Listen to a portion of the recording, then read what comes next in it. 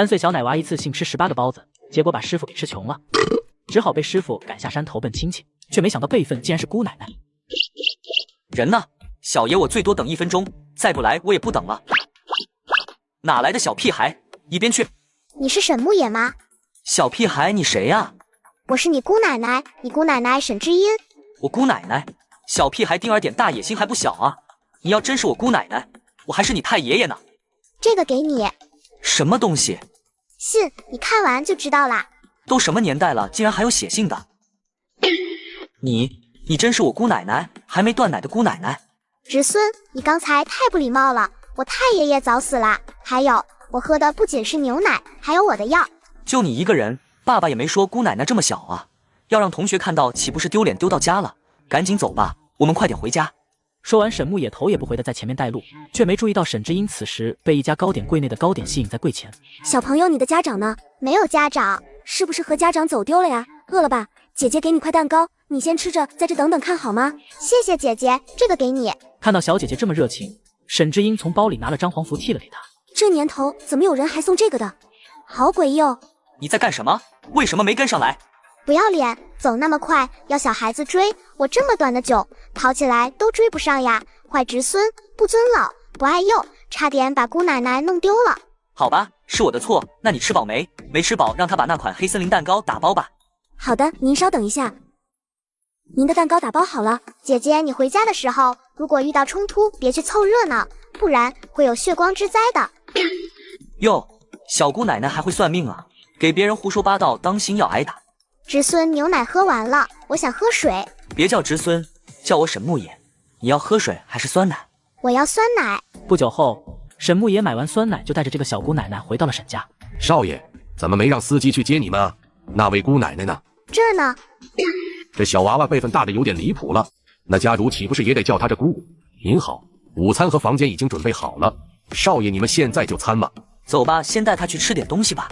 很快，沈知音就跟着管家和沈牧野前去就餐。可经过旁边的一个仆人时，他却发现仆人脸色隐有阴霾笼罩，有着血光之灾。小姐你好，我是沈家的司机。沈知音并没有多说什么，只是默默的前去就餐。吃完后，沈知音拉着小孙侄逛着别墅，然后询问道：“那个司机在沈家工作几年啦？4年，怎么问起他来了？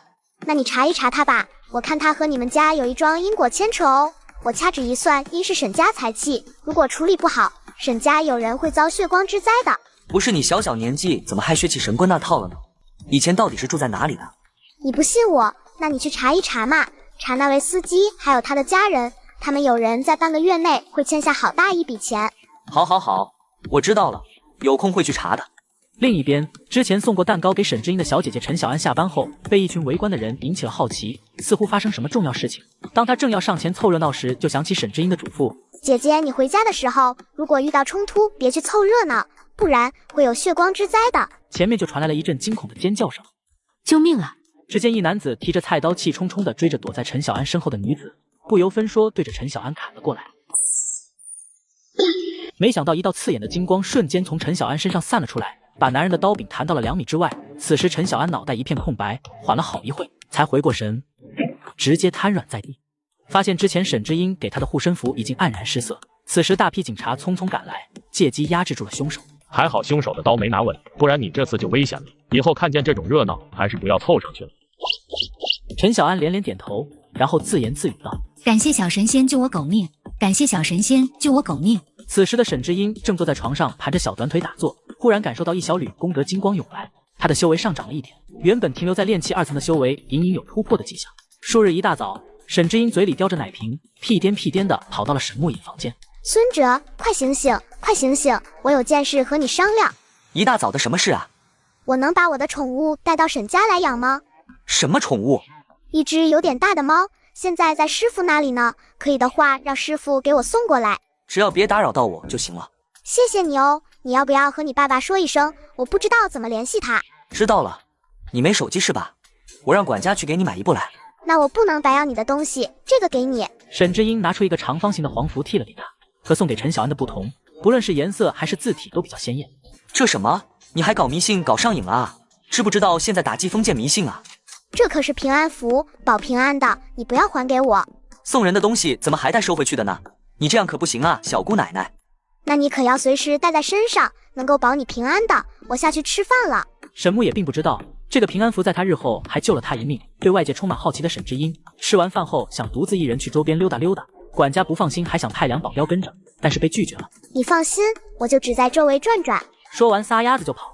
小姐，你慢点儿。沈知音也的确没走多远，就在周边的富人区溜达，直到发现前面有几人起了争执。你这人怎么回事？带狗出来都不牵狗绳的吗？咬着孩子伤到了怎么办？现在的孩子真矫情，这样就吓着了。我家大黄可不会咬人，我倒是怀疑你们是不是想碰死的。对老人的控诉和那小孩的哭声，女人不仅没有任何歉意，反而倒打一耙。你这个女人怎么这么不讲理？刚才你家狗围着我家孙子狂吠乱叫，你竟然还觉得它不咬人吗？谁不讲理了？它是咬到你家娃了，还是怎么的？竟在这诬陷我家大黄，我可是把它当做自家的孩子的，你别在这嘴巴乱讲。就在双方争执不休时，女人身下的狗呲着牙咧着嘴，还不时地发出低吼声，一瞬间就朝着老人扑了过去。老人下意识地抱住娃娃扑倒在地，沈知音见状，刹那间不知何时就倒到2人。女人遛狗不牵绳，咬伤60岁大爷和5岁孙子。沈知音见状，瞬间来到老人前面，拿出桃木剑，使了一段打狗剑法，打得恶狗嗷嗷直叫。你干什么？竟敢打我家大黄！你知不知道他的身价多少？你们赔得起吗？都这个时候了，你还顾着你的狗？知不知道它差点就把我们咬到了？那不是还没咬到吗？就算被咬到了，我赔几个钱不就行了？至于吗？我告诉你们，我家大黄要是有什么闪失，我跟你们没完！小贱货，谁让你多管闲事的？倒霉玩意儿，你家有你这种泼妇要破产了！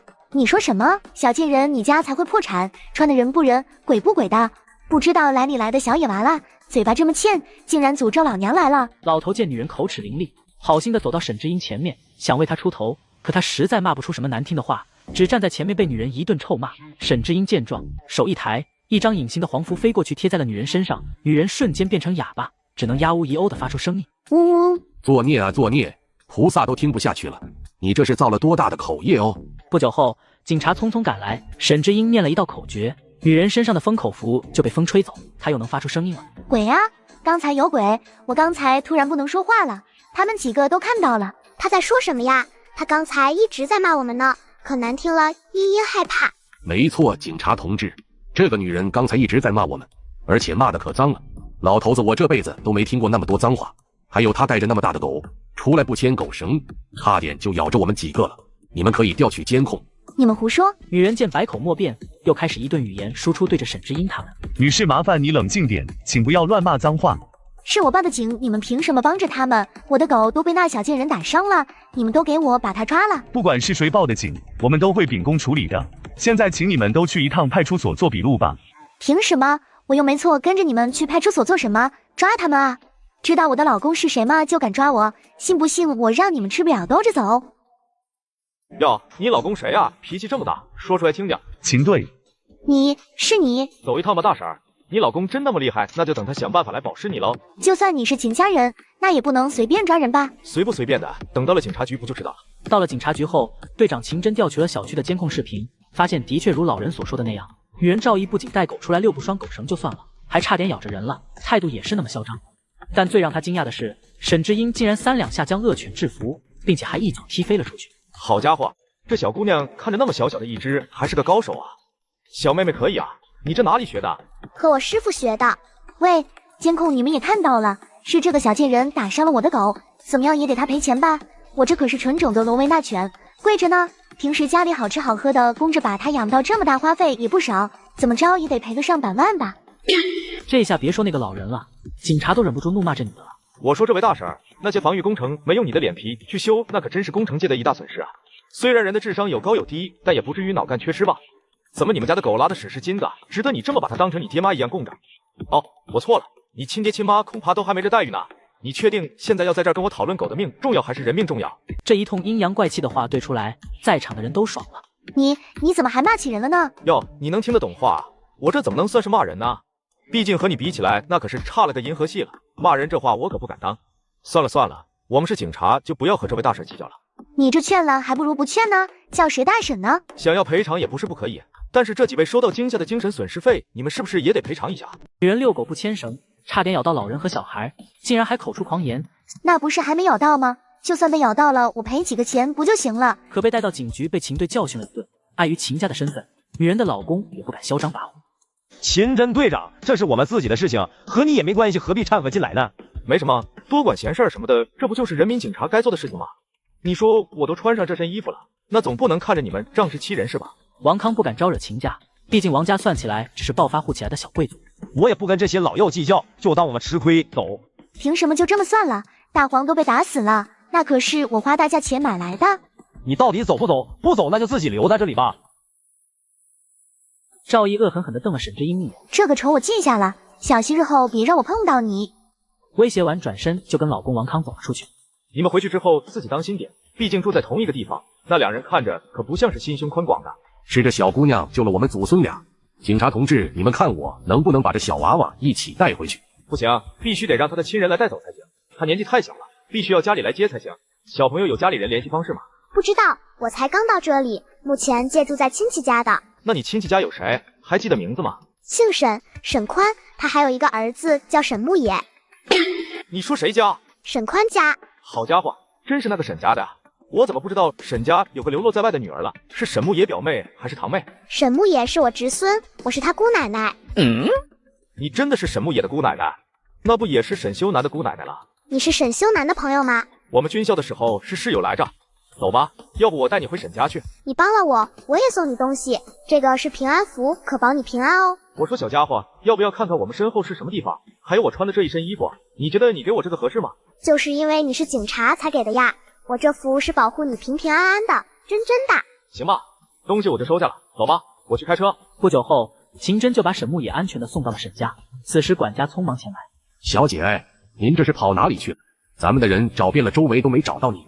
我不是故意的，回来就好，回来就好。你家这位姑奶奶因为一件事到派出所去了，我送她回来。秦真把之前的事情经过跟管家讲述了一遍。原来是那王家的，之前就听说差点咬着人，小区保安去劝的时候，那女人还把保安给骂走了，没想到还真是死性不改。小姐，你有没有受伤？木有，他们欺负不到我，茵茵厉害着呢。管家见他状态还好，就没再问什么，反正这状他是告定了。没想到还有人敢欺负到我沈家的，等家主回来，总要给他点苦头吃。进屋后，沈之英从包里拿出一副清单，递给了侄孙沈牧野，单子上列着一排排的中药材。我刚下山，手上没有钱，想向你借点钱，把上面的东西都买了，赚钱了还给你。你一个小娃娃买这些干什么？我炼丹。沈之英寻思着得赶快提升自己的修为，以后指不定碰到哪些硬茬要对付，可正常人哪里会信这个？这小姑奶奶怕不是在什么邪教的地盘上长大的，炼什么丹？你不知道历史上那些嗑药的皇帝最后都早死了吗？小小年纪怎么还搞封建迷信了呢？你不要污蔑我，我是有正宗传承的。你这么小一点，哪来的正宗传承？被骗了还傻傻的给人数钱呢？哼，你不借我找其他人去。人小脾气还大，还不能让我说了。再说了，我也没说不借你啊。侄孙你最好啦，这些符送给你，2张平安符，3张除尘符，还有清风符和静心符各3张，要用的时候直接拿出来贴身上就可以了。你这符是批发的吧？胡说，是我一笔一笔画出来的。好吧，看你画的这么用心，我就当收破烂的，给你收了吧。这怎么能说破烂呢？这可大有用处呢，关键时刻还能保你狗命呢。第二天傍晚，沈之英拿着借来的钱就想出去购买药材。这次管家本来是派人暗中跟着保护的，可沈之英往自己身上贴了一张隐身符，就把保镖甩掉了。咦，人呢？可他在街上逛了许久，却没找到有要买药材的地方，稀里糊涂的来到一家 KTV 内，正想要离开，余光就瞧见一个醉醺醺的姑娘正被2个男人架着胳膊往一个包厢内走去。快把人带进去！这女人敬酒不吃吃罚酒，被咱们马哥看上是她的福气，竟然还敢拒绝。被架着的女人似乎还有一点意识。你们想干嘛？我会报警的。呵呵，等今晚过了，你还敢报警算老子们输。说完就把跌跌撞撞的女人带入了一个包间。沈之英见状也悄悄地跟了过去。美女在 KTV 被5个大汉灌醉，正想图谋不轨时，门外就传来阵阵敲门声。只见一个身背桃木剑的小奶娃跳了进来。放开那个女孩！多管闲事，把这小娃娃给我逮了！一番较量下，沈之英不仅制服了这些坏人，还报警把他们送到了警局。沈之英乖巧坐在板凳上，一副人畜无害的样子。我说你这小年纪，把警局当你家了，这才几天就来2次了，奶都没断，怎么进的酒吧啊？我本来不想进去的，但是看到他们拉着一个不愿意跟他们走的小姐姐，我只好上去见义勇为了。你怎么知道是那女人不愿意的呢？看出来的呀，那个小姐姐摇摇晃晃的，站都站不稳，还是强行被拖进去的。看来你人小鬼大呀，还懂得察言观色呀。此时一位警察匆匆赶来。秦队，我们从工作人员口中得知，确实是这位小姑娘制服这些大汉的。真是你打的他们？我打他们犯法吗？这也太离谱了吧！这么小年纪竟然能把这么多大汉制服了，打人的确是犯法的。那不是我打的，我这么小，他们那么大只还那么多，我怎么可能打得过他们？你这是属于特殊情况，这群坏人不仅给人家下药，还想占人家小姐姐便宜，你这算是见义勇为了。而且监控显示是他们先动手的，你属于正当防卫，所以你不用担心，即使是你打的也没影响，不仅没有影响，还有奖励呢。还有奖励吗？那我承认了，就是我打的。秦真和那警察都无语了，这小娃娃脸变得可真快，活脱脱的一个小机灵鬼。事情调查的差不多了，秦真本想打算送他回家。你知不知道哪里有卖药炉的呀？药炉是主要的药罐之类的东西吗？不是，是那种炼药的炉鼎。你看电视看多了吧？小孩子少看些仙侠剧。我家现在还没人，我不想回去，你带我去买一个吧，我有用。秦真被他缠得没办法，只好答应了。带他来到一处古玩街，一进入这条街，沈知音就惊呆了，两边摊位摆满了各类瓷器。你说的那种炉鼎，这地方应该有吧？这里都是专卖古董的，不过参差着很多的假货。沈知音点了点头，东瞅西窜的跑来跑去，终于在一个不起眼的摊位上停了下来。这个怎么卖的？小姑娘，你这眼光不错啊，这可是秦朝时期的青铜鼎，都距今2000多年了。如果你成心要的话，今天我就亏本卖给你了。多少钱？50万就行。我说你这张嘴虽然没有狮子大，张的却比狮子大啊！就这你还卖50万？500我都不要，别人好歹做就点菜坑人，你倒好，光凭一张嘴，死的都能说成活的，兵马俑都能被你说活。走吧，我们去下一个地方看看。等等，价格好商量吗？这鼎虽然不是秦朝的，带回去摆在家里也好看不是？要的话500给你们了。300，不能再多了，不然我们就去下一家看看吧。行吧，小伙子，我做这一单生意也不容易，下次有需要其他东西可要再来。那好吧。买完炉鼎后，沈知音并没有让秦真送他回家，而是缠着闹着要去秦真住的地方。秦真拗不过，只好把他带到了居住的地方。到我这里来干嘛？这小公寓可没你沈家豪华。我看你身上隐约有鬼气，当然是来帮你抓鬼呀。我说，你究竟跟谁学的这些乱七八糟的东西？在警察面前还敢乱说？不信你跟我来。沈知音屁颠屁颠的把秦真带到了这栋房子的地下仓库，然后走到一处角落，叽里咕噜的说着什么。你好，你在这里多久了呀？空中隐约漂浮着一个男孩，当然秦真根本看不见，也听不着。你是在和我说话吗？不然还有谁？秦真见他自言自语，不由得疑惑的问道：你在干什么？我都说了，你肯定撞鬼了呀，就是他。秦真看着沈知音指着墙角的空气，起了一身鸡皮疙瘩。小屁孩乱说啥呢？那里什么也没有。哦，我忘了你看不见，这个给你贴身上。够了呀，我可没时间陪你玩。贴服费你立起来，这么笨，小心以后找不到老婆。好吧好吧，我就看看你整什么幺儿子。天哪，这漂浮的是什么东西？3岁小奶娃只因贴了一张符给男人，男人瞬间开了阴阳眼。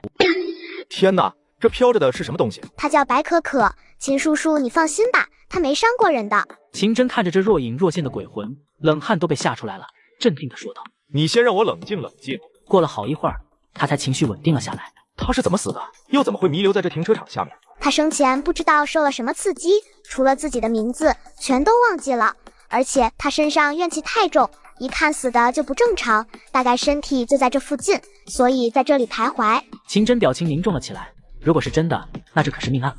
我马上通知人来附近找，确定尸骨就在附近吧？是的，就在附近。很快，秦真带着几个施工人员来到地下仓库，正要打算指挥他们下手时，就被人喊住：秦真，你这狗东西在做什么？此时，秦真的好兄弟顾怀黑着脸走来，并且也是这一片的建筑商。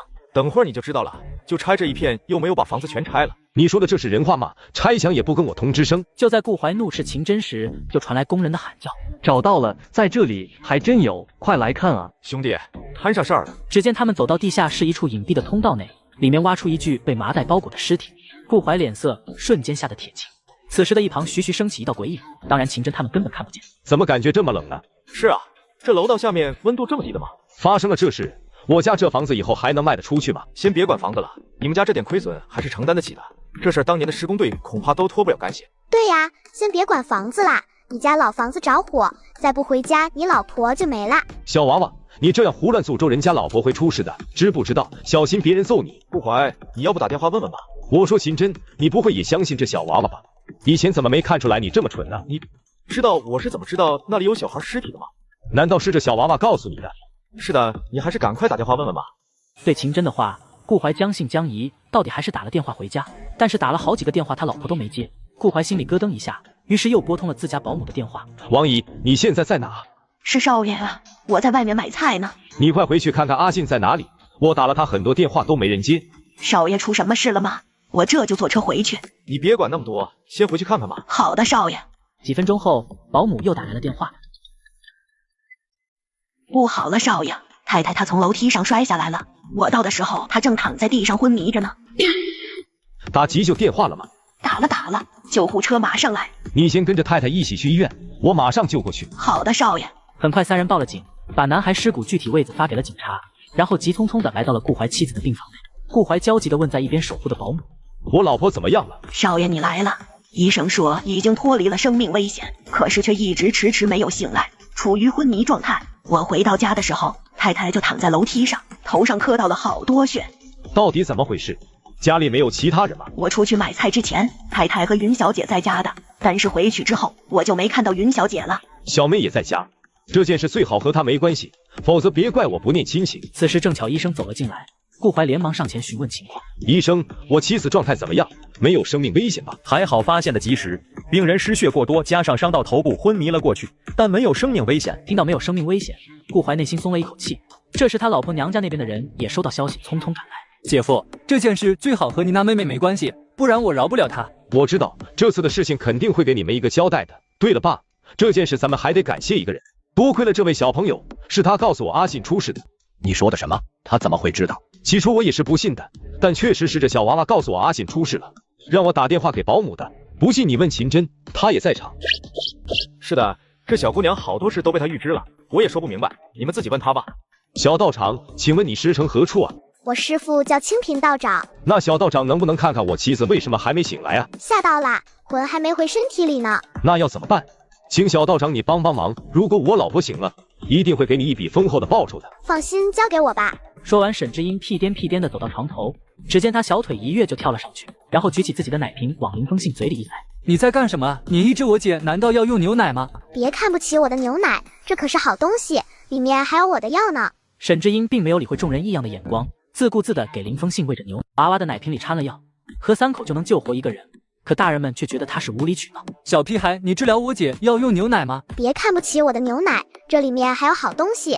秦真与顾怀之前就看过这小奶娃的神通，所以并没有阻拦他。喝完掺着药的牛奶后，差不多1分钟，林风信竟然缓缓地睁开了眼睛。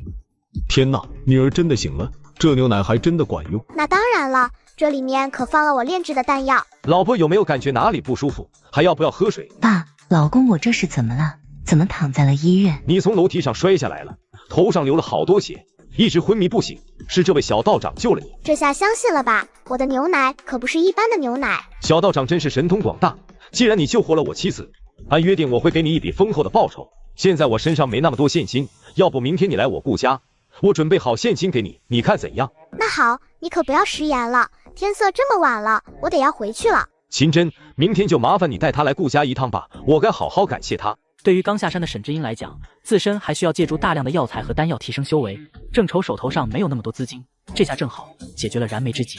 那好吧，我就先带他回沈家了，明天我再带他去你那，毕竟你家那座公寓下的尸骨还得请小道长去调查调查。好的，今天辛苦你们了。第2天，秦真带着沈之英屁颠屁颠的来到了顾家。茶几上，顾怀早早的准备好了一沓沓现金，等待着沈之英前来。昨天多谢小道长救醒我妻子，这是我们家的一点心意，希望小道长笑纳。那我就不客气了。沈之英小手一挥，毫不客气的把桌上的现金塞进了包里。秦真看着视财如命的小奶娃，不由得吐槽道：“你一小孩子带那么多现金在身上，也不怕被抢？”谁知沈之英掏出桃木剑，在空中挥舞了2下。谁敢抢我，我戳谁！小道长，冒昧的问下，你昨天给我老婆喝的那牛奶里加了什么药，这么神奇？那是用来稳固神魂的药，是我特制炼出来的。那请问小道长，那药还有吗？没有啦，昨天吃完了。不过我有其他功效的药，你们要吗？什么功效？我有美白养颜的，治疗脱发的，修复身体外伤的、内伤的，还有治疗肾虚的，你要吗？感觉你脸色很差。这怎么可能？我可不肾虚。顾怀，你就别嘴硬了，小道长可是不掩实人，说你肾虚就肾虚。你也一样，看你脸色这么差，肯定经常熬夜，很有可能早年秃顶的哦。防脱发的药要吗？来点试试吧。很快，秦真和顾怀把他带的药丸全买了，让沈之英又大大的赚了一笔。而此时门外来了几个人，这些人正是顾怀的母亲和弟弟妹妹。虽说是自己的母亲，但从小就不被母亲待见，还时常被弟弟妹妹排挤，使他对这一家并没有什么好感。你们来做什么？我姐被你们害的还不够惨吗？某些人真是脸皮都不要了，竟然还敢来这里！此时，小舅子林风笑最先沉不住气的怒吼起来：“林家就是这样教孩子的，果然小门小户的没教养。这是顾家，顾怀是我儿子，反倒是你们一群外人还真把自己当回事儿了，一点都不尊重长辈。”妈，如果你们是来闹事的，就请你们速速离开吧。至于小妹，我不是早说过了，没事别来找我和我家人。大哥，我又不是故意的，要不是嫂子非要和我抢东西，再说了，我可没推她，是她自己摔下去的。你说的这是什么话？你怎么有脸对你嫂子说出这样的话？她差一点就死了。还有，那是我买给你嫂子的东西，什么叫做她抢你的东西？你什么态度？她不是没事吗？你可是顾云的哥哥，竟然为了那个女人打她！大哥，这就是你的不对了。我们原本是来道歉的，你这样，我们还有必要道歉吗？还没等顾怀反驳，沈之英突然说了句让众人震惊的话：“顾叔叔他为什么叫你大哥呀？明明他不是你亲弟弟呀！”听到沈之英这番话，顾老太震惊之余还带点慌张：“小贱人，你胡乱说什么呢？我说的是真的呀，他和你有血缘关系，可和顾叔叔虽然也有，但不多哦。”小道长，你说的是什么意思？顾怀，你哪里找来的臭丫头？赶快把她给我赶出去！谁让你在这胡说八道的？哇，顾叔叔，你看他急了，他急了。我家的小朋友还轮不到顾老太太来教训。顾老太太早就出轨啦，而且出轨的对象还是你大伯哦。你那蠢弟弟也是他和你大伯的儿子。你胡说！小贱人，你他妈再乱说，老子弄死你！还有你妹妹顾云，她不仅偷走了你放在书房的文件，而且还是偷去给你大伯哦。他们正在商量怎么取代掉你呢。此时的顾怀满脸怒气，对这一家人已经彻底失望了。你们告诉我他说的是不是真的？顾怀，我才是你妈，你难道相信一个外人都不相信我吗？想要我姐夫相信也简单，让你老公和顾明做个亲子鉴定不就行了？你闭嘴！我们顾家还轮不到你来评头论足。小道长，刚才那些话都是你算出来的吗？是的呢，不信你可以去跟你弟弟做个血缘鉴定啊。妈，如果这小娃娃说的不是真的，请让顾明跟我去做个血缘鉴定吧。顾怀早就见过沈之英算命的神通，为了进一步的确认真假，也向顾老太提出了鉴定要求。3岁女娃会算命，竟然算出妇女出轨16年，就连儿子都不是丈夫的。自从沈之英算出顾怀他妈给大伯生下2个孩子后，顾怀才知道母亲为什么从小就偏爱弟弟妹妹，原来弟弟妹妹是大伯所生的。于是就把这个丑闻直接爆料了给大伯母，导致大伯母带着一家人和保镖来到母亲家闹事，而沈之英带着秦真和侄孙沈牧野早已经来到顾家门口看戏。马兰芝，你个贱人还真是不要脸啊！兔子都不吃窝边草呢，你倒好，可着窝边草祸害。那他妈是你大哥，你是有多饥渴啊？我就说你们2个狗男女怎么眉来眼去的，老娘真是长见识了，这辈子没见过比你更贱的人。说完，大伯母又是一顿毒打。王熙，你不要被我家顾怀那孽种骗了，那份亲子鉴定肯定是他做的手脚，我没有，我和大哥是清白的。大伯母也不是好糊弄的，他一招手，一个保镖就拿着一份文件上前。你当老娘是傻子？顾怀的亲子鉴定不可信，那我去做的这份呢？说完，王熙就狠狠地把亲子鉴定报告丢到马兰芝脸上。你和你生的那个野种，你们一分财产也别想得到。还有以前你从我丈夫那里得到的多少，就给老娘吐出来多少。那是我们夫妻的共同财产，他固有的没权利私自给你们。虽然马兰芝被王熙打得青一块紫一块，可他跟大伯的私生子顾明比他更惨，被保镖打得鼻青脸肿。妈，快救救我！求求他们不要打了。打得好，让他们欺负我姐，还想独吞我姐夫的家产，想不到也有今天。你们住手！有什么事冲着我来。保镖并没有理睬他，一旁的女儿顾云脸上也被扇了几巴掌，带着怨毒的眼神看着母亲。都怪你，你怎么那么贱啊！婚内出轨，出轨就算了，你还跟大伯搞到一起，你以后要我还怎么有脸活啊？听了妹妹顾云的话，顾明心里也渐渐升起了一股怨气，看着马兰芝，我做的这一切可都是为了你们，你竟然怪我？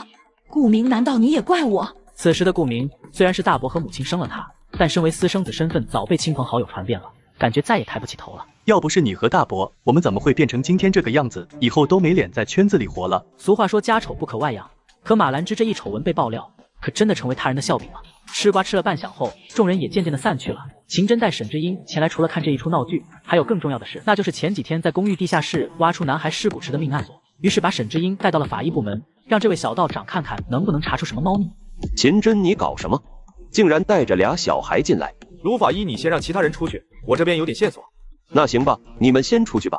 其他人听到指示后匆匆离去。沈牧野还是第一次来这种地方，当看到那些骨头的时候，虽然胆子大，但此刻却有些头皮发麻。小道长，那个鬼魂还在吗？卢定安和沈牧野疑惑地看着秦真跟沈之英说的话，以为在打什么哑。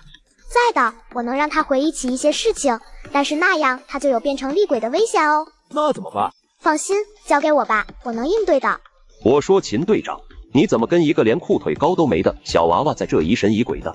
你是不是中邪了？我知道这件事有点匪夷所思，但说出来你可能不信，这具骨头都是他带我找到的。就在秦真跟卢医生解释时，沈之英就掏出一道符打到那副尸骨体内，手里比划着什么。你刚才在做什么？给你们个惊喜呀！你给他恢复了吗？正在恢复中。此时解剖室内的灯受到影响，开始暗淡了起来，周围的温度更是大幅度下降，一阵阵阴风不知从何吹来。这是你们解剖室灯年久失修的问题吧？此时沈牧野看着周边的异常也开始慌了。应该吧。卧槽，我还没准备好啊！恢复了所有记忆的鬼小孩此刻已经转化成了厉鬼，从尸骨里钻了出来了，并带着怨气失去了理智，打算杀了屋内的众人。我的妈呀！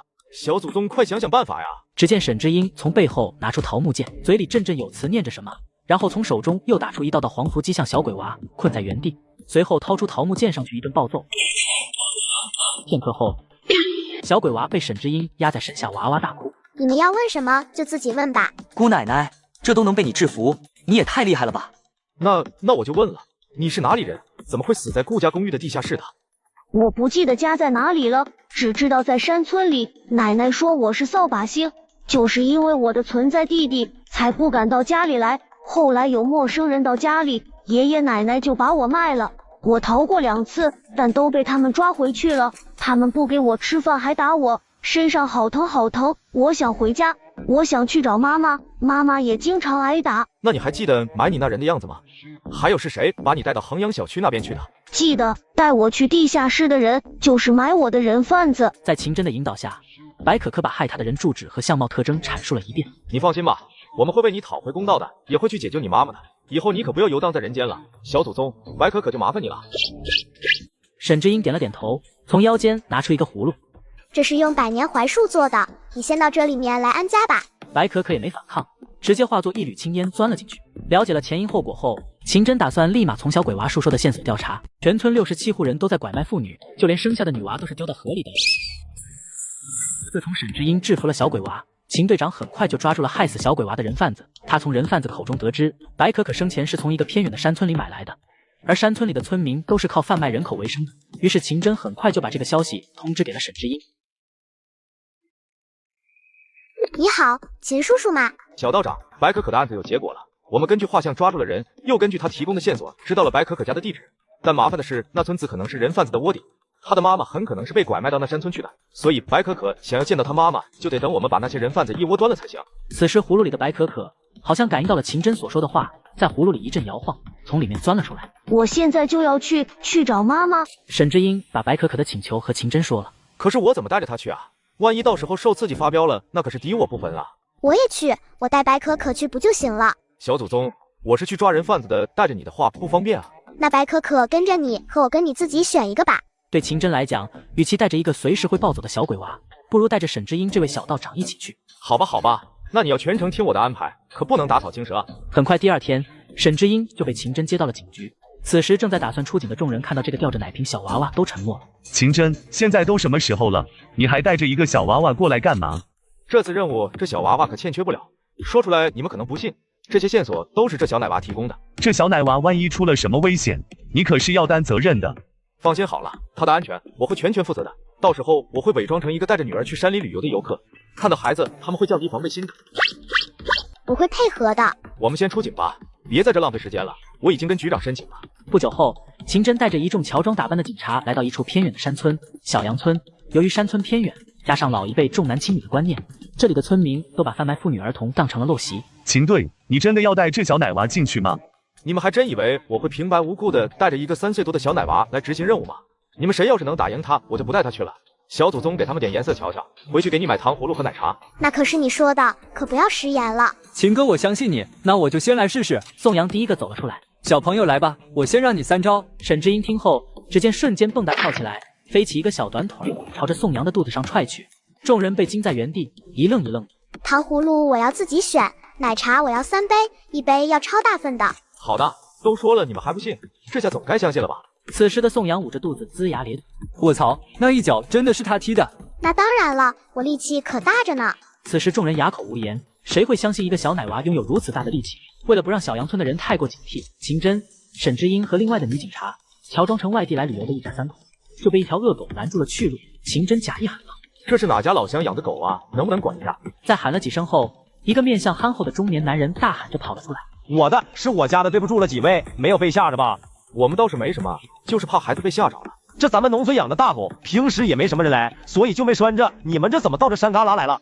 我和孩子他爸是出来旅游的，把孩子一个人放在家里不放心。不过老乡，你们这里的风景是真的好啊，清晨的时候云雾缭绕。过奖了，我们这山村野地的哪有那些景区好啊？那个老乡，你看咱们的热水没多少了，能不能到您家里借点热水啊？中年男人很警惕，但是看到他们带着一个娃娃前来旅游，便放下戒备，便答应了下来。一行人顺利的进入了小阳村。期间，秦真和赵青都发挥了自己的职业特长，不动声色的从老汉口中套话。大概1个小时后，秦真众人便回到了聚集地，交流了情报。村子里基本没有年轻女人，和他们打招呼的时候，哪怕是个老婆婆，笑容都敷衍警惕。那些人看似在做农活，但实际上是盯着我们，信我们只要有什么过分的行为，他们都会群起而攻之。整个村子大概60几户人，年轻力壮的男人居多，且小孩子多是男孩，很少看到有女孩的。最后那条信息让在场的人表情都凝重了起来。那些女孩呢？沈之音皱着眉头，那双大大的眸子里看着小阳村的方向带着厌恶。小阳村那边那条河水似乎怨气很重啊。队里其他人不明白，秦真却很快反应过来了。看来他们把那些出生的女孩丢进河里遗弃。全村67户人都在拐卖妇女，就连生下的女娃都是丢到河里的。为了查到这个村子的人把拐来的妇女藏在哪，女警员赵青毛遂自荐提议让自己被敌人抓。要不我去吧，我就说我在山里遇到了野兽，逃到他们村里去求救，看到只有我一个女孩子，他们肯定会将我抓了的。不行，这样太危险了，万一你逃不出来，我们又找不到你，不仅被关押的人质找不到，我们还得担心你的生命安全，这不妥当。我有办法，等我找几个帮手。只见沈之音从腰间的葫芦里倒出一颗黄色的药丸，散发着淡淡的香味。不过一会儿，一些小动物和小昆虫就落到他周围，翩翩起舞。待周围蹲满了小动物后，他便嘀咕着对他们说些什么。说完后，小动物们就四处散开。你怎么做到的？这也太神奇了吧！好酷啊！有什么技巧吗？秦真见过沈之音的神通，立马问道：“小祖宗，你是不是打算让他们去村里查探消息啊？”“是啊，不然我叫他们来干啥呀？我要是打探到消息了，有奖励不？”“那必须有。”赵青、宋阳和其他警员一脸雾水，他们可不信能靠这些小动物能找到被关押的妇女。是我理解的那个意思吗？刚才那些动物去村里打探消息了？难道他能听得懂兽语吗？被沈之音那些丹药吸引来的都是体型小巧的动物，特别是蜜蜂、蚂蚁和老鼠这些，它们哪里都能去，也不会引起注意。能不能听懂？待会儿不就知道了。沈之音他们没等太久，离开的动物就陆陆续续回来了。他们都凑到沈之音身边，开始叽叽咕咕地说着人类听不懂的语言。他们在跟你说些什么？你真的听得懂吗？他们说村子里每户都有个小型的地下室，他们把拐来的不听话的媳妇关里面，小孩还有一些要卖的女人关后山一个山洞里。还有真正的人贩子不是这个村子里的人，那些村民都是掩护他们的。村子里也经常把不想养的女娃娃卖给他们，但更多的女娃娃是生下来就被悄悄丢纳河里去了。这些村子里的人太可恶了，想不到现在竟然还有这样偏远的山村出现重男轻女的陋习。除了秦真相信沈之音的话，其他队员都听得一愣一愣的。他们可不完全信沈之音的话，只好听从秦真的安排。为了不打草惊蛇，宋阳带几个人和我去后山山洞解救那些关押的小孩和女人。夏仲带着大部队直接突袭对面村庄，赵青就在这看着沈之音吧。好的，秦队。对了，平安符要不要？当然要。你这里有多少张平安符？5张，不够我可以再画，价格不贵，1000一张哦，给你打的骨折。这小奶娃可真是狮子大开口啊！不过能保命的话还真不贵，那麻烦你多画几张给他们，回去总估报销。好的。很快，秦真带着宋阳等人跟着一只小老鼠来到离洞口100米的地方。只见远处的洞口外守着几个手持棍棒的男人，众人二话不说就上去拿枪控制住了这群坏人。把手上的武器放下，举起手来。不要开枪，我们投降。你们要知道什么，我们会配合的。宋阳，你们把他们几个控制住，其他人跟我去解救人质。收到，秦队。很快，秦真就带着几名警员走进了洞穴解救人质。经过3个小时的艰苦搜寻，他们成功将所有小阳村的村民和人贩子都抓起来了。一个衣衫褴褛的女人从被解救的妇女当中走了出来，对秦真解释道：“感谢警官救了我们，有些秘密我要跟你们说下。这些坏人不仅是人贩子，还是毒贩。我被绑架来的时候，就看到他们在做不正当的交易。你知道他们把奶粉藏在哪里吗？这个我不知道，当时被绑来的时候就看了一眼，他们就给我套上了头套，之后再掀开，我就发现被关在山洞里了。”这个奶粉是谁贩卖给这些村民的？又是谁把妇女贩卖给他们的？看来回去要好好审一审。村子里218个女婴都被扔掉了河里，导致全村都是光棍。每次要繁衍后代了，就绑架外地女人所在地下室。自从秦队长在沈知音的法术下，终于把这个村的人贩子全部抓住了。而被人贩子害死的白可可从葫芦里摇摇晃晃地钻了出来。我妈妈救出来了吗？我要见妈妈。你妈妈已经安排到医院内休息了，目前状态不是很好。你这样出现在你妈妈面前，会把她吓到的。放心吧，她妈妈没被我开过阴阳眼，是看不到白可可的。那好吧，我现在就带你们去吧。很快，秦真和沈知音带着白可可来到她妈妈的休息室。白可可看到她妈妈，瞬间想要扑到妈妈怀里，可被沈知音拖住了。放开我，我要去见妈妈。你想要你妈妈死吗？你身上的阴气会导致你妈妈重病缠绕的，何况你妈妈身体状况现在这么差，那怎么办？等着，又不是不让你接触她。只见沈知音从包里翻找一张符贴在了白可可身上，把白可可周围的阴气瞬间封锁住了。好啦，这下可以了，你去见你妈妈吧。白可可缓缓地飘到妈妈身边，躺在身旁低声哭泣。妈妈似乎感应到了她，便渐渐地睁开了眼睛，嘴里喃喃地喊着白可可的名字。我们走吧，让他们母子二人好好在这相处下吧。说完后，秦真刚要抱起沈知音回局里，就接到了父亲的电话。臭小子，你怎么回事？带着沈家的娃娃到处跑，也不跟人家说声。沈家电话都打到老子这里来了。爸，你和沈家那边沟通一下，我这边还要这小祖宗帮忙呢，我还有事先忙了。挂完电话后，秦真就来到了局长的办公室，把这次行动的来龙去脉和沈知音用法术抓住犯人的经过都说了一遍。局长听了后，竟并没有表现出惊讶。不怕你们知道，这些玄之又玄的东西，你可以不相信，但得保持敬畏。没有什么事情是绝对的。之前我就遇到过科学解释不通的案件，后来那些案子都被国家龙组的人接收了，也是后来才知道，原来国家还专门存在着一个处理超自然现象的组织。不过你们说的那个小姑娘，我倒是很感兴趣，想见识见识。她就在外面，要不我给你带进来。很快，秦真牵着沈知音的手走了进来。啊，这也太小了吧！就是这么小的娃娃帮助你们破获这起案件的吗？是的，多亏了他利用异能提供了线索，让我们抓获了这些拐卖妇女的人贩子。小道长真的是人不可貌相啊，小年纪就有这么厉害的能力。对了，那些被关押的村民们被抓进来后，身上长满了酷似人脸的面疮，整日痛苦的哀嚎在地上翻滚。敢问小道长有何方法解除此病？为什么要给他们治疗啊？鬼面疮是他们犯下的业障，是他们该承受的结果呀。除非他们能得到那200多个被他们丢进河里婴儿的原谅。这个数字把汪局长和秦真都震惊到了，没想到这些村民不仅重男轻女，还犯下这么严重的孽障。算了，这也是他们应得的，给他们单独开几间牢房出来算了，疼就疼吧，反正死不了。对了，你们找个时间还得带我去一趟他们村里，去镇压下那些被丢到河里的小怨灵，否则会变成煞的，危害人间的。那就这个礼拜6我再带你去吧。现在我该带你回沈家吧，不然你家里人又该要找我告状了。小道长，等下，你之前卖给我们警员的平安符还有吗？经过我们警员反映，昨天在执行任务的时候，差点被那些村民偷袭了。幸好小道长平安符抵挡了那些村民的攻击，才保住了小命，所以还想向小道长买一些备用。没有了，都用完了。你要的话，我回去再画。那这个价钱，你看怎么卖？1001张，但是我3天只能给你们10张。好，谢谢小道长。不过这1000是不是太便宜了点？你们是警察，做好事的，算便宜我愿意。局长，沈家那边都在催我送他回去了。那好吧，我也不打扰小道长回去了。不久后，秦真带着沈知音屁颠的回到了沈家。管家见到2人回来，急匆匆的上前迎接。秦少爷，我家姑小姐还小，你那里不适合把她带过去玩吧？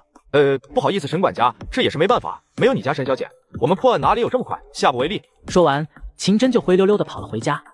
姑小姐，外面人心险恶，你才3岁半，咱以后还是尽量不要出去了。这夜不归宿的，我们都担心呢。家里太无聊了，而且不仅秦叔叔会保护我，我也能保护自己的。管家对这位顽皮的沈小姐也是无可奈何，何况她是沈牧野的姑奶奶呢。吃完饭后，沈知音在沈家的后花园跟着一群小动物们似乎聊着什么。他在小鸟口中得知，就在不远处的一个十字路口，竟然发生了连环车祸。有警察和医生赶过去了吗？随后低头掐着小指一算，不好，这事竟然和我有点关系。而恰好此时管家也缓缓走来。谷小姐，家主和大少爷下午就要到家了，您要不要先看看他们的照片，先认识一下？我说怎么和我有关呢？管家快去弥山街道，那里出了车祸，那里是大侄子和大侄孙从机场回来的必经之路，恐怕他们出事了。3岁小奶娃手一挥，竟然抬起15吨的大货车，救下轿车那2个男人的性命。就在不久前，沈之英通过授予，在小鸟口中得知弥山街道出现了重大车祸，而他掐指一算，自己的大侄子和大侄孙也在这场车祸里，于是赶忙让管家带自己来到了车祸现场。而此时现场也已经被救援警察包围了起来。有没有看到车牌号为1314的迈巴赫？我家先生和大少爷在里面。在那边，那辆迈巴赫被掐在一辆大货车底下了，警察正在想办法把车先拖出来。听到这话，管家顿时两眼一黑，差点晕了过去。管家，你别晕啊！你晕了还怎么找大侄子和大侄孙啊？对，我不能晕，我得把家主和少爷救出来。家主和大少爷要真出了什么事，我死后怎么有脸去面对老太爷啊？说完，管家带着沈之英快去走到车祸现场。迈巴赫里面的人还有生命体征，快去找吊车来把这辆货车弄开。听到这话，管家既惊喜又着急。而此时沈之英感应到迈巴赫里的2道气息越来越微弱了，如果要等吊车来，自己的大侄子和大侄孙可能命在旦夕。于是他走到货车的后方，拿了几张清身符贴在了大货车上，然后用念力缓缓地把货车往后拽。怎么回事？货车怎么自己动了？后面的人快闪开！看到后面的人群散开，沈之英鼓足了念力，呵的一声，直接把货车翻了个底朝天。众人虽然震惊，但是性命攸关，顾不得了那么多，急忙赶上前救人。很快，大侄子沈宽和大侄孙沈修南被送上了救护车，一直昏迷不醒。尤其是大侄子的双腿，因为受到了挤压，如果治不好的话，可能后半辈子都得躺在轮椅上了。管家把这几颗药给大侄子和侄孙吃了，一颗是止血的，另一颗是治疗内伤的，这是我师傅留给我的丹药。喂，你们怎么能随便给他们喂东西呢？那是我们家从老中医那里买来的止血药和伤药。什么老中医？现在的中医都是骗人的。闭嘴，不懂别乱说，中医不是骗子，少见多怪。管家赶快为他们服下。好的，姑小姐。就在管家给2人服下沈之英给的药丸后，2人的伤口竟然以肉眼可见的速度愈合了，惹得一边的医护人员大吃一惊。真的止血了，这效果也太快了吧！等等，真的是那药的效果吗？说不定是我们努力的原因呢。那护士还是不敢相信，他刚才还说中医是骗人的，结果现在这脸打得也太快了。我们的救治会出现什么样的效果？做了这么久的护士，你不清楚吗？他们的确能止血，但肯定要经过上药包扎等措施，但是也不可能这么快。不久后，沈宽和沈修南2父子就被送进了急诊室。管家和沈之英在门口煎熬的等了3个小时，主治医师终于走了出来。管家急匆匆上前问道：“医生，我们家家主和少爷怎么样了？”人已经没事了，等麻药过去了，他们应该就能醒过来。但是大少爷他有可能双脚弱下颌，终生残疾。怎么会这样？我们家少爷还这么年轻，他还有大好的未来啊！求求医生想想办法保住他的双腿吧。不好意思，沈管家，以我们的医疗水平已经尽力了，你们还是先进去看看吧。很快，沈之英跟着管家和侄孙沈牧野来到他们的病房。此刻，沈宽也渐渐的醒了过来。大侄子，家主你终于醒了，这次多亏了姑小姐带的药，才能让你们的伤势好得这么快。原来如此，看来我们沈家这是又欠下一个天大的人情了。没关系，沈牧野让我在你们家养宠物啦，只要你不把大咪赶走就行。好，一只宠物而已。管家大少爷现在怎么样了？人没事，就是大少爷双腿可能保不住了。怎么会这样？赶紧联系国外最有名的腿科医生，一定要不顾一切代价把沈修南的双腿治好。他可是我沈家以后的接班人。好的，家主，我这就去联系。说完，管家就匆匆前去安排。小姑奶奶，你的那些丹药有没有办法救我大哥？如果有的话，不论付出什么代价都行。有的，但是你别高兴太早了，我这里没有炼那种丹药的灵植。要找什么灵植？我这就安排人去找。我都不知道能不能找到呢，这个世界的灵植太少了。一个地方找不到，那就换个地方找。我大哥后半辈子可不能失去双腿啊！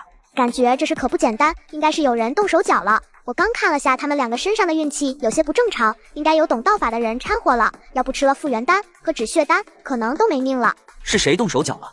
暂时还不知道，不过对方应该知道你爸和你大哥的生辰八字，还有能拿到他们血或者头发这类东西。3岁小奶娃手一挥，竟然抬起15吨的大货车，救下轿车那2个男人的性命。自从沈之英用异能把大侄子沈宽和大侄孙沈修南从车祸救出来后，就发现这事并没有那么简单。这场车祸竟然是有人对他们下了咒术，于是把这件事悄悄跟侄孙沈牧也解释了一遍。我刚才看了下，他们两个人身上的气运有些不正常，应该是被懂道法的人下了咒术。而且这个人不仅知道你爸和你大哥的生辰八字，还有能拿到他们血或者头发这类东西。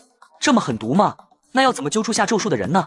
这个我自有办法，明天把他们出车祸住院的状态散播出去，到时候亲朋好友来了，我就能看出是谁下的咒术了。目前最重要的还是得让他们二人赶紧康复才行。这个是我的牛奶，里面放了我炼制的丹药，让他们喝下去，可以稳固神魂，强身健体的。那个小姑奶奶，你之前给我们吃的那个药还有吗？当然有，那这个是复原的丹药，药性温和，可以修复身体的。小姑奶奶，这次要不是你，我们可能都熬不过这一劫，真的太感谢了。长辈照顾晚辈应该的，赶紧把药吃下去吧，好恢复伤势。要是明天那个医生来治不好你的腿，我有办法。爸哥，怕你们不信，这场车祸可不是意外。怎么回事？你们两个身上都有中咒术的痕迹，而且催动咒术的载体还是与身体比较紧密联系的东西。相比沈牧也见过小姑奶奶的神通，沈宽和沈修南根本就不信。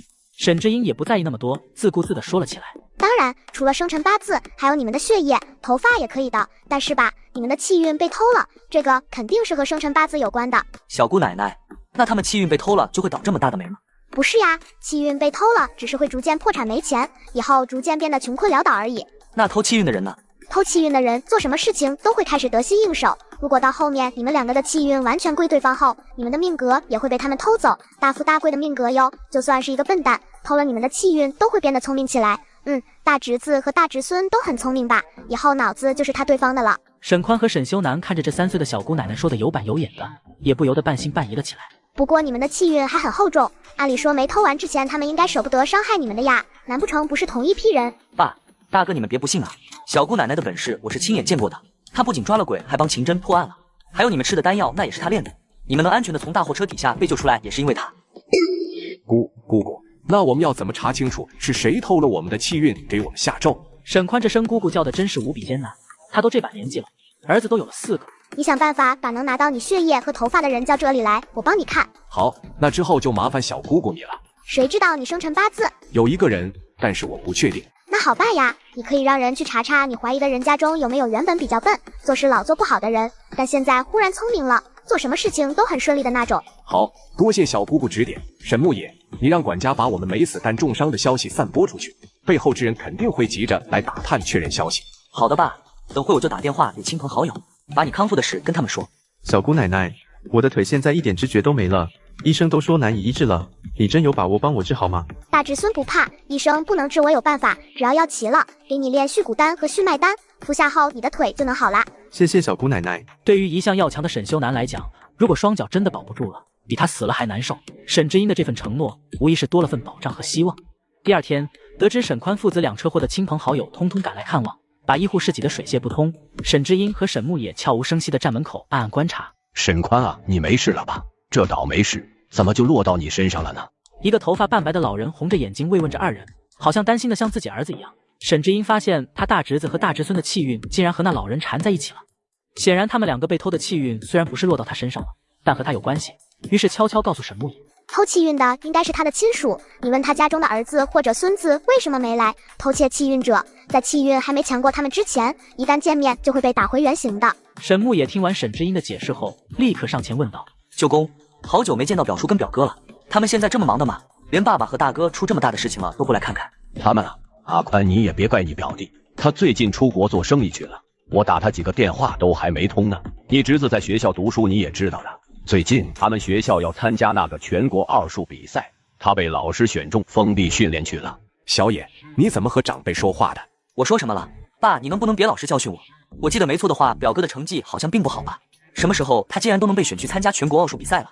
难道表哥还是个隐藏的天才？我竟然一直没看出来啊！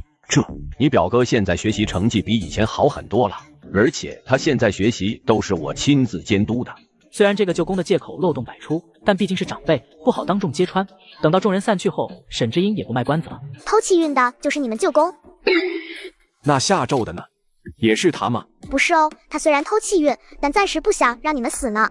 下咒的应该另有其人。自从沈之英利用异能让小动物帮忙逮住人贩子后，他便打算带着侄孙沈牧野跟刑侦队长去超度那些被人贩子溺死在河里的婴儿。很快他们来到人贩子的村子，虽然是6月酷暑，但这里却显得异常的阴冷，阵阵刺骨的阴风却从各个巷子里袭来。好冷啊！小姑奶奶，刚才那阴风阵阵的，是这里有鬼吗？这里到处都是那些被村民害死婴儿的阴气，现在那些村民都被逮捕了，一点阳气都没，加上那些溺死在河里的婴儿怨气越来越重，难免会导致村子阴盛阳衰。你们想不想看看那些怨灵呢？真的有鬼啊？当然想看啊。那你们跟我来。很快，沈之英把沈牧野二人带到一处湍急的河流边，然后从包里拿出2张符贴到了二人的身上。原本在二人眼中正常的河流上，被一群若隐若现的黑影徘徊着，甚至河边的槐树上竟然都吊着一只女鬼。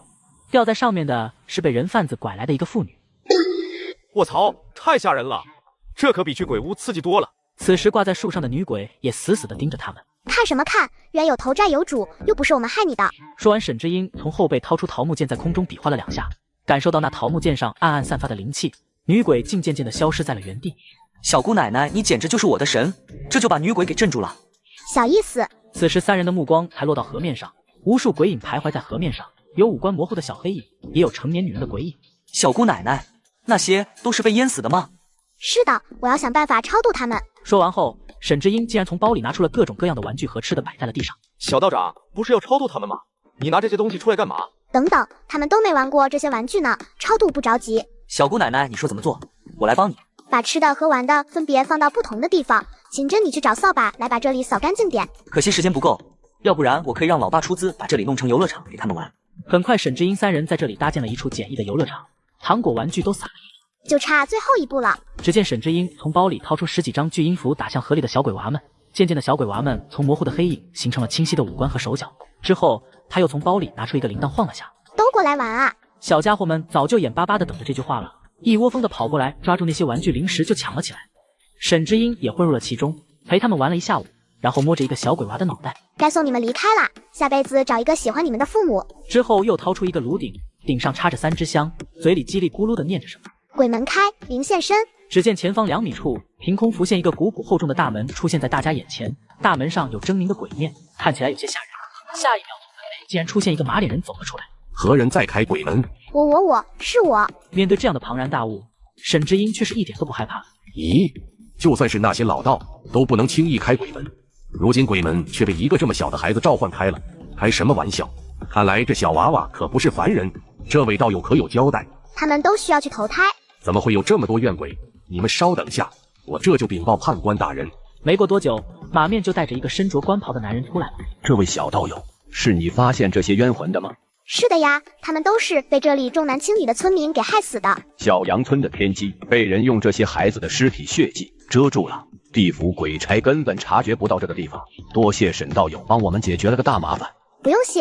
对了，等小阳村的那些人下去后，你们一定要好好审啊，他们都可坏了。那是当然，不知沈道友刚才祭奠的香可还有？有呀，但是我带的不多了，现在只有6支了，先给你。沈之英做香的材料都是选的带着点灵气的，这些香就算对鬼差来说都是大补之物。多谢沈道友，这个令牌给你，一遇到什么大事可以直接呼唤我。自从沈之英召唤出地府的判官和马脸后，他就把被人贩子害死的小鬼娃们送去投胎了。为了感谢沈之英帮地府发现这些冤魂，判官还送了他个令牌，可以随时差遣鬼差。小姑奶奶，你也太牛了吧！快让我瞻仰瞻仰那个令牌。侄孙沈牧野今天算是开了眼界，看到这些鬼魂都已经让他大为震撼，何况能让地府的判官送给他一枚令牌。今天是回去不了了，咱们随便找个房子先睡一觉吧。相对于沈牧野，秦真也算是跟着沈之英见过世面。明天要把他们的尸骨捞起来，那些孩子的尸体在河水中总归是冷的，得把他们好好埋了。那行，我们先去村子里看看哪里有休息的地方。很快第2天，秦真就联系了警局的部队和消防员前来协助，其中上次抓捕人贩子的警员宋阳也在里面。小祖宗真是太感谢你了，要不是你上次给的护身符，我差点就被那些人贩子偷袭了。应该的，解救人质和这些小鬼娃，你们都是功不可没。再说了，护身符也不是白拿的，我可是收了钱的，1000一张。对于这些警员来讲，1000块钱买一条命，这可是捡了大便宜。小祖宗就坐在那边地上吃零食吧，咱们去捞尸骨了。很快，秦真带着几名警员来到河边，计划着如何捞起水底的尸骨，而沈之英坐在树底下，边上还放着一堆零食。而此时从边上跑来一只老鼠，滋滋的不停的叫。沈之英一眼认出，这就是上次带着秦真他们找到被关押人犯的那只老鼠。怎么是你呀？要吃零食吗？我想吃你上次给我的那个圆圆的丸子。想要吃4灵丹啊？是的，就是那个4灵丹。4灵丹对动物的吸引力很大，不仅因为好吃，更重要的是能开灵智，让他们的修炼更容易些。那天带着你的那个警察知道吧？你以后可以跟着他，让他到我这里来买4灵丹给你吃呀。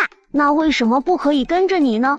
不行的，我家里有只贪吃的大猫，我怕你都不够它塞牙缝，你自己考虑考虑吧。跟着他们还是编制内的铁饭碗呢。沈之音寻思着，这只老鼠是鼠王，哪怕离开了小阳村到外面去，也能号令其他老鼠。老鼠这东西虽说人人喊打，但也无处不在。打探消息真是一把好手，跟着刑侦警员们执行任务最好不过了。不久后，刑侦带着警员们把河底的那些小尸骨都一一捞了上来。太过分了，怎么会有这样的畜生？我们下去的时候发现，这些小奶娃身上居然还用绳子绑着石头呢，生怕他们能逃脱似的。对于小阳村的这些人贩子，宋阳是真的气不打一处来。还好啊，以后没有小阳村了，我们找个地方把他们埋了吧，好让这些小娃娃们能够入土为安。好的，秦队长。秦真，这只老鼠你们要不要啊？它开了灵智，到山外面也能指挥其他老鼠的。当然要，既然是小道长推荐的宠物，肯定不凡。只是他为什么愿意跟着我们呢？当然是有条件的呀，他跟着你们，你们也得在我这里买4灵丹给他吃。那这4灵丹的价格多少一颗呢？就5000一颗吧，不赚你们钱，每个月给他吃1颗就行了。炼丹可比画符费劲多了，最重要的是材料都贵，可不是黄符能比的。但对于秦真的家底来说，这只不过是9牛1毛。那就感谢小道长了。不客气，那我跟侄孙就先回去看大侄子和大侄孙的车祸伤势了。既然这些小娃娃都被超度了，尸骨就麻烦你们了。好的，小道长。不久后，沈木也带着小姑奶奶就回到了沈家。此时大哥沈修南推着轮子也走了出来。你们回来了啊？大哥，你的伤势怎样了？咱爸呢？多亏小姑奶奶上次的复原丹，我的伤势都好的差不多了，就是双脚还是不能动。爸伤势一好就去公司了。对了，小姑奶奶，我们今天出院的时候，一个广告牌从天而降，若不是你给的平安符，我们可能早就死了。什么？又出事了？到底他妈的是哪个王八羔子？老子弄死他！都这样了，爸怎么还出去乱跑？万一出事了怎么办？你们身上的咒术被加重了，现在看来应该是血咒。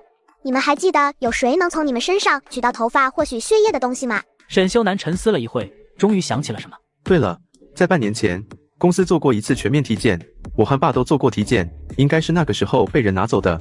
我问问杨助理，那时候是他安排的。我可以直接帮你们解除诅咒，但需要的材料要从师傅那边给我寄过来，东西应该要等过2天才到。现在先找到要害你们的人吧。那就麻烦小姑奶奶了。这平安符的保护效果不怎么好呀。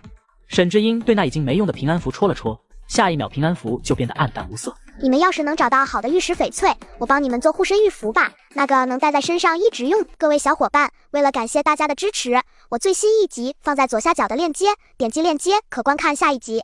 3岁小奶娃竟然拿着2只毒蜘蛛替人消灾解难。自从沈之英告诉大侄孙他跟父亲中了别人的血咒后，大侄孙就想起半年前跟父亲一起去医院做过体检，应该是那个时候被人取走毛发和血液下蛊的。于是父亲很快就找到了当初偷他们血液毛发的女护士，打算严刑逼供。沈总，这是不是有什么误会呀？您为什么要抓我？小姑姑是她吗？沈之英小手一算，确认道：是，就是他。你把他们的血拿去给谁了？你说什么？我不知道。你也不用狡辩，我们沈家想要查清楚是不是你偷了血，还是很容易的。我不知道你们在说什么，快放我离开，不然我就报警了。沈之英看着女人还是死鸭子嘴硬，于是从包里拿出一张符丢了出去，那符却像是长了眼睛一样贴在了杨倩身上。刚才贴的是真话符，你可以问啦。谁让你偷我们的血的？你最好是如实招来。杨倩刚想张嘴否认，但说出来的话却下意识地说成了真话。是昌盛集团的赵经理。赵家的昌盛集团和沈家是竞争对手，并且这段时间在争取同一个项目，大概是眼见他们这边更有胜算，所以赵家那边坐不住了，才想出如此歹毒的下策。原来是赵家，那就对了。那个杨助理，你进来吧。进来的人是沈家的助理，并且还是杨倩的堂哥。看到自己的堂妹与这件事有关系，杨特助的心沉到了谷底。你先站着听他讲。你堂哥杨助理有没有参与这次预谋？没有，我收了200万的报酬，怕暴露，并没有告诉他。很好。杨助理在沈家已经10几年了，一直都是忠心耿耿。听到杨倩说他并没有参与这次策划，沈宽的心也是宽慰了很多。对不起，沈总，和你无关，回去把家里的事情处理一下，希望你不要让我失望。杨助理连连点头，心里也是松了口气。沈总这样说，说明他并没有被牵连。至于你，我会把你做的这些下三滥的事情公布到网上，并且联系市医院把你给辞退。你最好滚出本市，再让我看见你就吃不了兜着走。小姑姑，我们先回去吧。师傅的东西应该送过来了，回去我先帮你们解除诅咒。回到沈家，师傅寄过来的东西果然到了。沈家3父子都凑过来好奇地看了起来。小姑奶奶，这是什么东西啊？真的能解我爸和大哥身上的诅咒吗？只见沈之英嘴里吊着奶瓶，呜呜说着什么，手上打开了寄过来的盒子，瞬间2只手掌大的蜘蛛跳了到他胳膊上，可他并没有表现出害怕样子。小姑奶奶，你这内心也太强大了吧？你怕蜘蛛啊？谁说我怕了？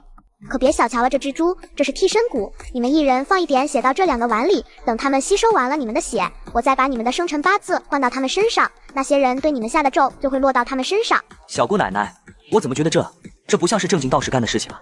当然不是啦，这是蛊术，和道家没啥关系，是我跟师傅之前去一个村子里抓鬼，那边有一个苗寨，和那里的一个老婆婆学的，我是觉得用这个报复他们更好。因为替身骨受到伤害后会反噬对方，他们可毒了，等那边的人再次下咒的时候就会被反噬中毒的哦。其实还有一个解决办法，就是用稻草娃娃做替身，但那样只能解除你们身上的咒，不能报复回去，那你们自己选吧。这样啊，小姑奶奶，我忽然觉得这2只蜘蛛眉清目秀的，就他们吧。笑话，对方都要我爸和大哥的命了，不报复回去能咽得下这口气吗？最好毒死那龟孙子。